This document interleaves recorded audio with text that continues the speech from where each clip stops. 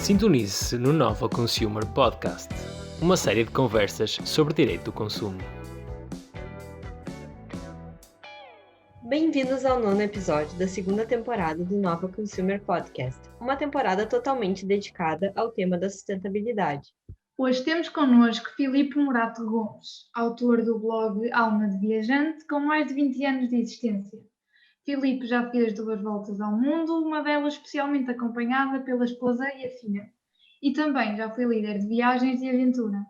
É ainda coautor do projeto Hotlândia e presidente da Associação de Bloggers de Viagem Portugueses. Da Tailândia ao Brasil, da Angola a Laos, da Austrália até a Islândia, já há muito que os dedos das mãos não são suficientes para contar as dezenas de viagens independentes e países por onde passou. O nosso convidado, como já todos percebemos, tem um gosto especial pelas viagens que tragam aventura e descreve a função de líder da agência Nomad como o melhor trabalho do mundo. O meu nome é Ana Jorge Teixeira, jornalista no Nova Consumer Lab, e farei esta entrevista com Susana Rapp, investigadora no Nova Consumer Lab. Naturalmente, hoje a conversa será sobre viagens, aventura e sustentabilidade. Filipe, muito bem-vindo. Ficamos muito felizes por ter aceitado o nosso convite. Em primeiro lugar, queríamos perceber como começou este bichinho pelas viagens e como é que elas se tornaram o seu trabalho full-time. Olá, antes de mais é um prazer estar aqui, eu é que agradeço o vosso convite.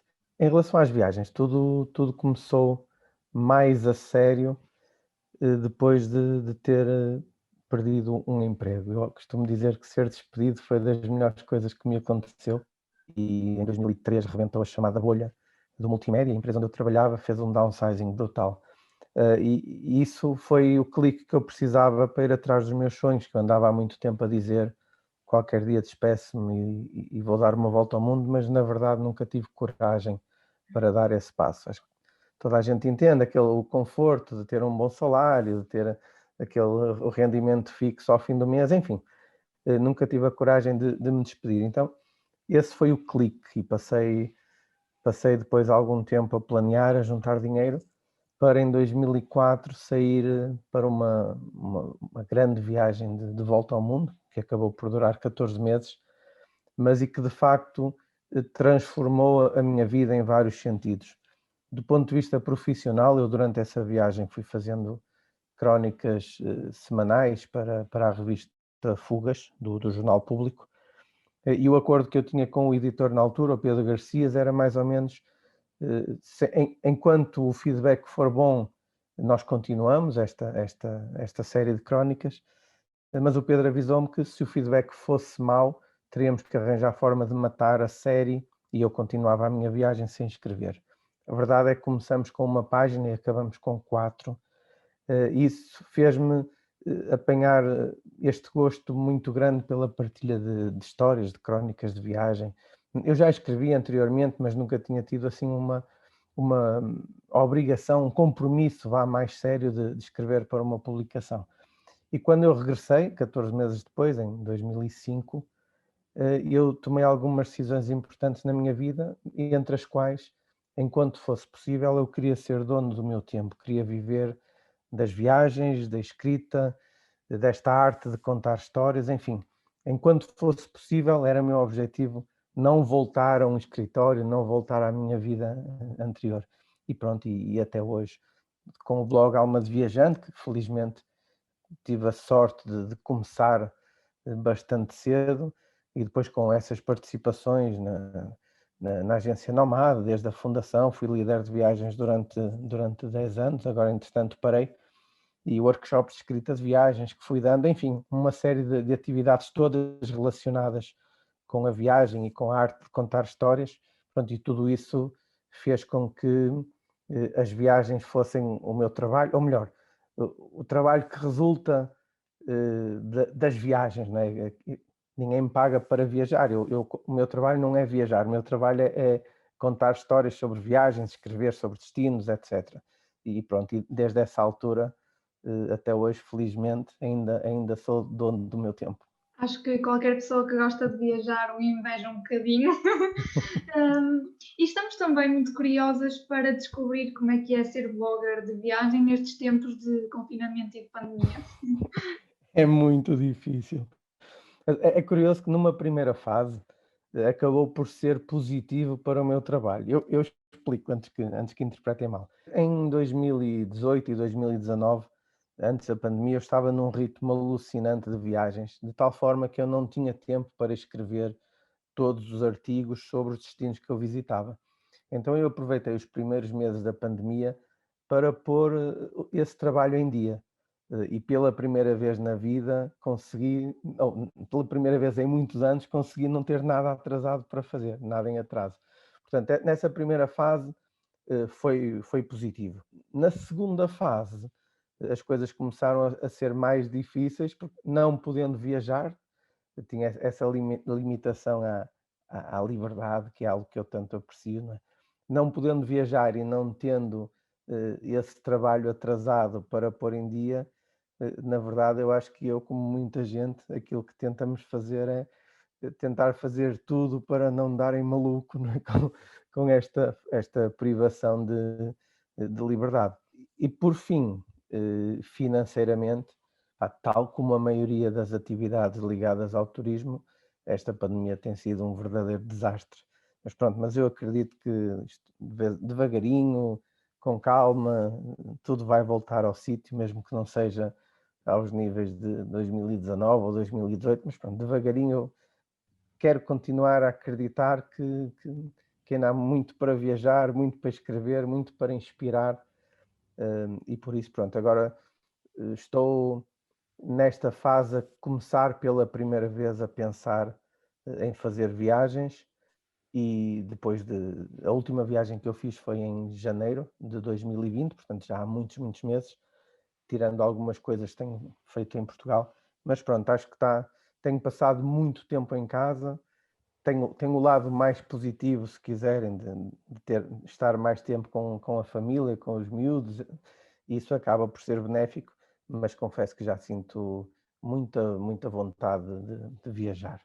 Acho que todos concordamos que realmente viajar faz muita falta, mas ainda no tema da pandemia, quais as mudanças significativas que acha que a pandemia trouxe para o turismo? É uma pergunta de muito difícil resposta. Naturalmente eu penso muito nisto, mas tenho feelings, não tenho respostas muito definitivas, mas eu acho que vai haver mudanças importantes, algumas positivas ou negativas, ou pelo menos algumas oportunidades para fazermos algo positivo. Ou seja, pelo positivo, eu acho que, e após a diminuição drástica e notória dos níveis de poluição, por exemplo, que sentimos um pouco por todo o mundo em virtude do abrandamento económico, talvez os viajantes estejam agora um pouco mais conscientes do seu real impacto no planeta. Talvez também, por exemplo, as cidades que enfrentavam até à pandemia números excessivos de turistas, com o turismo massificado, por exemplo, com demasiados apartamentos nos centros históricos dedicados ao alojamento local. O exemplo clássico é sempre Barcelona e Veneza, mas nós em Portugal também já estávamos a sentir um pouco esse excesso de turismo. Eu acho que pode ser que agora se consiga encontrar um equilíbrio melhor entre os interesses dos moradores das cidades e a importância económica do turismo, que é inegável, mas eu acho que é uma oportunidade de ouro, esta paragem, é uma oportunidade de ouro para se repensar o turismo. Não estou convicto que os destinos aproveitem esta oportunidade, confesso, mas acho que há essa oportunidade para se repensar. É difícil estabelecer, é uma linha muito ténue entre os tais benefícios do turismo, do ponto de vista económico, do desenvolvimento, etc. Eu moro no Porto e a cidade deve muito ao turismo, nomeadamente no caso no que toca à reabilitação urbana, por exemplo, né? O Porto mudou muito e para melhor. Agora é evidente que o turismo tem aspectos muito negativos. Eu acho que, como dizia, acho que é uma oportunidade para se repensar e encontrar esse melhor equilíbrio. Mas aquilo que me preocupa mais, honestamente, está relacionado com a forma como em todo o mundo os habitantes locais, que essa genuína hospitalidade que eu sentia um pouco por todo o mundo, que em muitos destinos seja substituído por olhares mais desconfiados, atitudes menos amigáveis. Ou seja, o que eu quero dizer é que eu temo que nos voltemos muito para dentro e nos tornemos menos tolerantes, menos hospitaleiros, principalmente para nós, povos latinos do sul da Europa, em que nós somos povos muito físicos, de contacto, de abraço, e aquilo que estamos a viver é contra a natura, não é? Uma pessoa aproxima-se e nós afastamos-nos. É contra a natura os tempos que vivemos agora, não é? E eu tenho algum receio, até porque em alguns destinos do mundo os estrangeiros foram vistos como aqueles que trouxeram o problema para os países, em alguns países da África, ou asiáticos, enfim. Ou seja, eu ainda não viajei, por isso não senti na pele nada diferente, mas tenho medo que nós próprios, portugueses, olhemos para os turistas de maneira diferente. Imaginem, por exemplo, se agora as fronteiras se abrissem naturalmente e voltássemos a ter aquelas enchentes de alemães em Albufeira e outros sítios do Algarve, o que é que nós iríamos pensar? Encararíamos isso da mesma maneira? Ver as ruas da nossa cidade cheias de estrangeiros? Não sei, honestamente não tenho resposta, mas é algo que me preocupa. As pessoas são de facto das coisas mais importantes na experiência das viagens, das pessoas que se conhecem, seja outros viajantes, seja as pessoas locais. Eu adoro mais do que uma fachada ou um monumento ou o que seja, aquilo que eu recordo no fim das minhas viagens são as pessoas que eu conheci. E pronto, e por isso é que este assunto me diz tanto, e espero de facto não nos fecharmos todos e continuarmos a ser um pouco por todo o mundo hospitaleiros e a recebermos bem quem nos visita. É verdade, obrigada. E já agora, como é que é possível viajarmos de forma sustentável e que práticas considera importante que sejam adotadas para reduzir os impactos ambientais praticados pelos viajantes? Deixa-me só dar aquele conselho que eu dou mais vezes a quem me procura através do Alma de Viajante, com sugestões, com dicas sobre destinos, sobre viagens, sobre a forma de viajar. E o principal conselho que eu dou sempre é viajar devagar, né? Viagem devagar. E porquê é que eu estou a trazer isto para este assunto, neste momento? Porque não tem só a ver com a questão orçamental. Quanto mais devagar se viaja, menos se gasta, como é natural. Mas tem também, não tem só a ver com a questão orçamental, não tem só a ver com a questão da experiência, que eu acho que quanto mais tempo estiver num lugar, mais pessoas se conhecem, melhor se conhecem as culturas, etc, etc. Mas tem também a ver com a questão ambiental. Os transportes são sempre um dos grandes problemas da nossa pegada enquanto viajantes. E se estivermos a cada 1 ou 2 dias a mudar de sítio, a voar principalmente, ou a alugar um carro, ou o que seja, se estivermos constantemente a mudar de lugar, a nossa pegada é sempre, sempre maior, não é?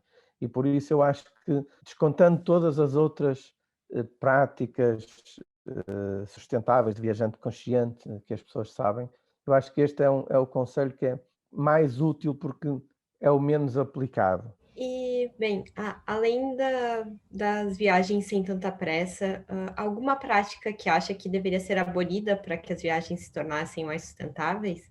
O uso excessivo dos materiais plásticos é uma das coisas que mais me incomoda, principalmente na água. Todos nós precisamos de beber muita água quando estamos em casa, quando estamos em viagem, e em muitos países é muito difícil conseguir água que não seja engarrafada.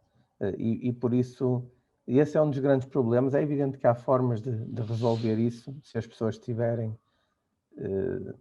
sintonizadas com estas questões ambientais. Os voos desnecessários que muitos de nós fazemos, eu próprio, e que muitas vezes eu tento sempre viajar em transportes públicos de forma terrestre. Sou um fã de comboios, por exemplo. Nas minhas viagens adoro utilizar os comboios e os autocarros, mas muitas vezes nós genericamente voamos de forma exagerada, não só porque às vezes além de ser mais rápido, às vezes é mais barato voar do que utilizar outros meios de transporte. E depois uma outra coisa, uma prática que devia ser mesmo abolida, na minha opinião, que não tem tanto a ver com a questão ambiental pura e dura, mas tem a ver com formas de estar mais conscientes, com um turismo mais consciente, se quiserem, tem a ver com a maioria das atividades feitas com animais selvagens, que nos dias de hoje a maior parte delas não faz qualquer sentido. O crescimento exponencial do turismo tem sido um grande contributo para as economias locais. No entanto, também é sabida a quantidade de problemas inerentes às viagens cada vez mais democratizadas, desde os reflexos dos grandes resorts à própria invasão ideológica da população local. Mas se o turismo representa tudo isto, não serão os líderes de viagem uma nova face da mesma moeda que contribuem do mesmo modo para a exploração do local? É uma boa pergunta. É verdade que o crescimento do turismo traz inúmeros problemas, como já falamos, mas se assumirmos que o turismo em si mesmo é algo benéfico, eu honestamente não creio que os líderes de viagem sejam a parte principal do problema. E eu explico porquê.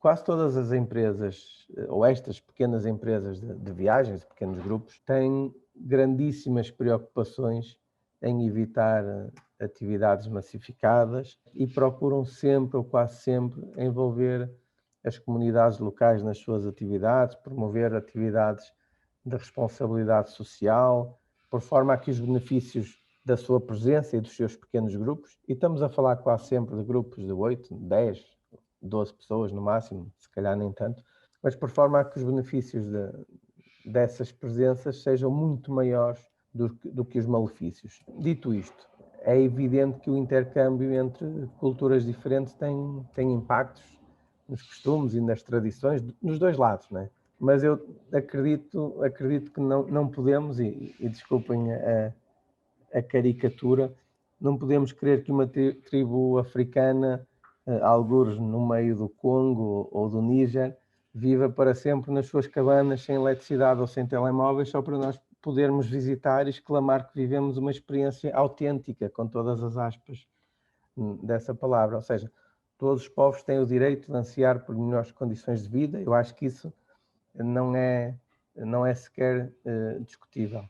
Agora, é evidente que toda a gente que viaja tem que ter a consciência de que tem impacto nas populações que visita. E cabe-nos a todos tentar diminuir esses impactos, ou melhor, influenciar positivamente e não negativamente. Agora, voltando à gênese da pergunta, não creio de todo que os líderes de viagem sejam os grandes responsáveis por isso. E considerando tudo que foi dito, considera que seja compatível com o mundo contemporâneo um ritmo muito frenético de viagens, não só dentro de uma viagem ter um ritmo acelerado, mas fazerem-se muitas viagens? É talvez a pergunta mais complexa até agora, porque não tenho mesmo resposta para isso. Eu acho que o mundo está cada vez mais globalizado, isso é verdade e não vai voltar atrás.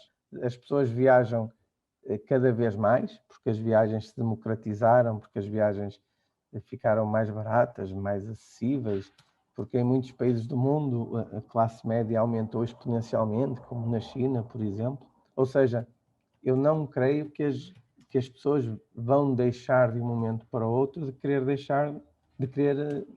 parar de viajar, de não terem essas novas experiências. A palavra-chave nesta pergunta é o compatível, né? Será que esse natural desejo de as pessoas conhecerem outras realidades é compatível com a sustentabilidade do planeta?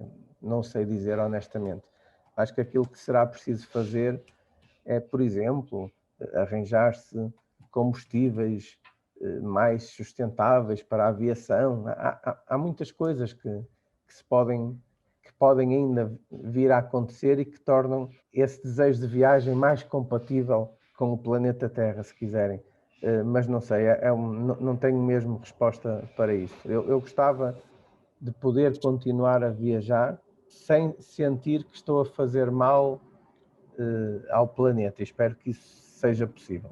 Então, e já agora que fala que viajar pode fazer muito mal ao planeta, qual é que foi o maior disparate ambiental que já viu em viagens? Há muitas pessoas que têm comportamentos menos recomendáveis, acontece e deve ser evitado, mas para além do uso excessivo dos plásticos que já falamos, né? Há muita coisa, sei lá, há tantos disparates que se vê por esse mundo fora, até em Portugal. Por exemplo, fazem-me confusão coisas como campos de golfe e grandes resorts com piscinas gigantescas em destinos com graves problemas de falta de água, não é?